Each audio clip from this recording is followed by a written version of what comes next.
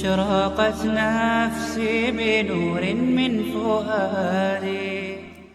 بسم اللہ الرحمن الرحیم. اللہ تعالیٰ نے سورہ سجدہ کی آیت نمبر 21 میں ارشاد فرمایا، اعوذ باللہ السمیع العلیم وَلَنُذِيقَنَّهُم مِّنَ الْعَذَابِ الْأَدْنَىٰ دُونَ الْعَذَابِ الْأَكْبَرِ لَعَلَّهُمْ يَرْجِعُونَ، اور یقیناً ہم انہیں قریب ترین عذاب کا کچھ حصہ سب سے بڑے عذاب سے پہلے ضرور چکھائیں گے تاکہ وہ پلٹ آئیں۔ یہ جس کو اللہ تعالیٰ نے عذاب ادنیٰ قریب ترین عذاب قرار دیا ہے، اللہ کے نبی صلی اللہ علیہ وسلم نے اس کی وضاحت میں ارشاد فرمایا کہ یہ وہ مصائب ہیں، وہ تکالیف ہیں، وہ بیماریاں ہیں جو انسان کو اس دنیا میں لاحق ہوتی ہیں، اور اگر ہم غور کریں اس آیت میں تو یہ اللہ تعالیٰ کی انسانوں کے ساتھ خیر خواہی ہوتی ہے، اس کی رحمت ہے۔ وہ چاہتا ہے کہ بڑے عذاب سے، جو عذاب اکبر ہے، جو جہنم کا عذاب ہے، اس سے بچ جائیں۔ یہ تنبیہات ہوتی ہیں کہ اس پہ ہم غور کریں، اپنی بے بسی پہ، اللہ تعالیٰ کی قدرتوں پہ ہم غور کر کے ہم اللہ کی طرف لوٹ جائیں، اللہ تعالیٰ کی طرف پلٹ آئیں۔ اس وقت ہم ایک بہت بڑی آفت میں سے گزر رہے ہیں، بہت بڑا پینڈیمک جس کو کووڈ-19 کہتے ہیں۔ یہ کوئی پہلی دفعہ نہیں ہے، اس سے پہلے بھی اس کرۂ ارضی پہ یہ اس طرح کی تکالیف، اس طرح کی آفات آتی رہی ہیں۔ مثلا اسپینش فلو یا انفلوئنزا 1918-20 میں یہ بیماری آئی، اور اس سے 15 سے 17 ملین لوگوں کی اموات ہوئیں، 500 ملین لوگ اس سے متاثر ہوئے۔ سارس وائرس، اس کی وجہ سے بھی ایسی بہت ساری اموات ہوئیں، اور اس سے پہلے بھی اس طرح کی تکالیف، پریشانیاں اور آفات آتی رہی ہیں گاہے بگاہے، اور یہ اللہ تعالیٰ کی سنت ہے۔ اللہ تعالیٰ نے اس کو قرآن میں ارشاد فرمایا۔ تو جو اصل چیز ہے وہ یہ ہے کہ ہم اللہ تعالیٰ کی طرف لوٹ جائیں۔ یہ ایک تنبیہ ہوتی ہیں، ان تنبیہات پہ غور کر کے ہم اللہ تعالیٰ کی طرف پلٹ آئیں۔ اور ایک اور بہت اہم بات، اس بیماری کے بارے میں، اس آفت کے بارے میں آپ بہت کچھ سن چکے ہیں، سنتے آئے ہیں، لیکن ایک اور اہم بات ہے جس کی طرف میں آپ کی توجہ دور کروانا چاہتا ہوں، وہ یہ ہے کہ یہ آزمائش اور ابتلا یہ صرف برائی سے نہیں، تکالیف سے نہیں، یہ بھلائی سے بھی ہوتی ہیں۔ چنانچہ اللہ تعالیٰ نے ارشاد فرمایا کہ وَبَلَوْنَاهُمْ بِالْحَسَنَاتِ وَالسَّيِّئَاتِ لَعَلَّهُمْ يَرْجِعُونَ، کہ ہم ان کو آزمائیں گے اچھے حالات سے بھی اور برے حالات سے بھی تاکہ وہ لوٹ آئیں۔ یہ جو تکالیف ہوتی ہیں، بیماریاں ہوتی ہیں، یہ چونکہ ہم اس میں سے گزرتے ہیں اور ہمیں ان کی شدت محسوس ہوتی ہے، تو اس میں بالعموم یا کسی حد تک ہم اللہ تعالیٰ کی طرف رجوع بھی کرتے ہیں، خوفزدہ بھی ہوتے ہیں۔ لیکن جو دوسری آزمائش ہے، یعنی بھلائی کے ذریعے آزمائش، مالوں کی فراوانی، اچھی صحت، ان حالات میں ہم اللہ تعالیٰ کو فراموش کر دیتے ہیں، بھول جاتے ہیں بالکل، حالانکہ وہ بھی آزمائش ہے۔ جو بات ہم آج کی نشست میں سمجھنا چاہ رہے ہیں وہ یہ ہے کہ بھلائی بھی ایک آزمائش ہے۔ اس چنانچہ اللہ تعالیٰ نے ارشاد فرمایا، بنی اسرائیل کے واقعے کو بیان کرتے ہوئے اللہ تعالیٰ نے ارشاد فرمایا کہ انہوں نے کہا کہ وَقَالُوا مَهْمَا تَأْتِنَا بِهِ مِنْ آيَةٍ لِتَسْحَرَ لَنَا بِهَا فَمَا نَحْنُ لَكَ بِمُؤْمِنِينَ، کہ موسیٰ علیہ السلام سے انہوں نے کہا کہ آپ جیسی بھی ہمارے اوپر آیات لے آئیں، نشانیاں لے آئیں تاکہ آپ ہمیں اسے جادو زدہ کر دیں، ہم آپ پہ ایمان لانے والے نہیں ہیں۔ تو اللہ تعالیٰ نے ارشاد فرمایا فَفَرْسَلْنَا عَلَيْهِمُ الطُّوفَانَ وَالْجَرَادَ وَالْقُمَّلَ وَالزَّفَادِيَ وَالدَّمَ آیَاتٍ مُفَصَّلَاتٍ فَاسْتَكْبَرُوا وَكَانُوا قَوْمًا مُجْرِمِينَ۔ اللہ تعالیٰ نے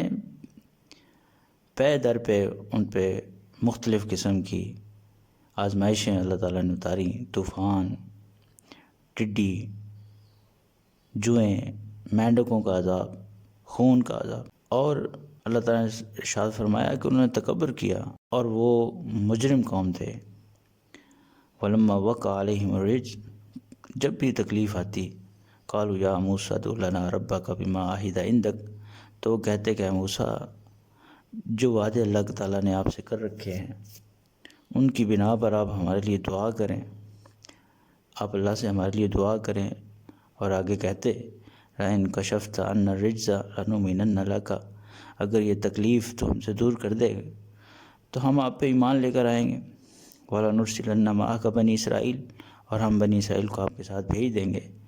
تو اللہ تعالیٰ نے ارشاد فرمایا فَلَمَّا كَشَفْنَا عَنْهُمُ الرِّجْزَ، جب یہ تکالیف، یہ مصائب ان سے ہٹ جاتے، إِلَىٰ عَجَلٍ هُمْ بَالِغُوهُ، ایک وقت مقرر تک، تو اذا ہم ينکثون، تو پھر وہ بدعہدیاں کرتے۔ یعنی تکالیف میں خالص ہو کے اللہ کو پکارتے اور کہتے، موسیٰ علیہ السلام سے کہتے کہ آپ دعا کریں، اور پھر اللہ تعالیٰ جب ان کو ایک وقت معین تک اس تکلیف سے نکال دیتا، پھر بدعہدیاں، پھر وہی اپنی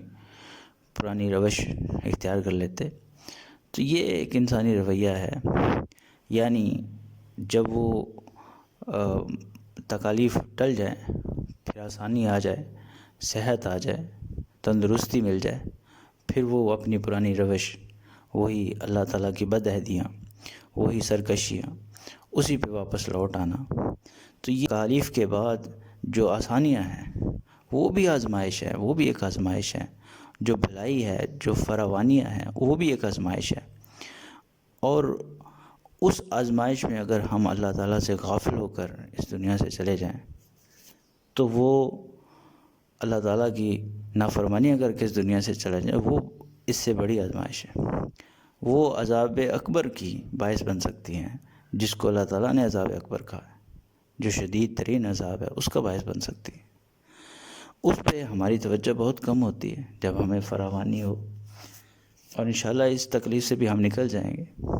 لیکن اس کے بعد ہمارا رویہ کیا ہوگا، یہ غور طلب بات ہے۔ کیونکہ یہ جو مصائب اور تکالیف ہیں، اس میں پھر بھی انسان کا کسی حد تک رجوع ہوتا ہے اللہ تعالیٰ کی طرف، لیکن جب ہم فراوانی ہمیں حاصل ہوتی ہے، جب ہمیں صحت حاصل ہوتی ہے، تو پھر ہمارے رویے کچھ اور ہوتے ہیں۔ یہ غور طلب بات ہے۔ اللہ کے نبی صلی اللہ علیہ وسلم کے پاس ابو عبیدہ رضی اللہ تعالیٰ عنہ بحرین سے مال غنیمت لے کر آئے، بخاری کی یہ روایت ہے۔ تو جب صحابہ کو اس کا پتہ چلا، فجر کی نماز میں صحابہ اکٹھے ہوئے، نماز پڑھنے کے بعد اللہ کے نبی صلی اللہ علیہ وسلم کے سامنے آ کر بیٹھ گئے،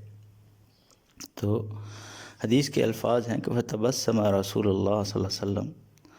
اللہ کے نبی صلی اللہ علیہ وسلم مسکرائے، حین رآہم، جب ان کو دیکھا، وقال، اللہ کے نبی صلی اللہ علیہ وسلم فرمایا،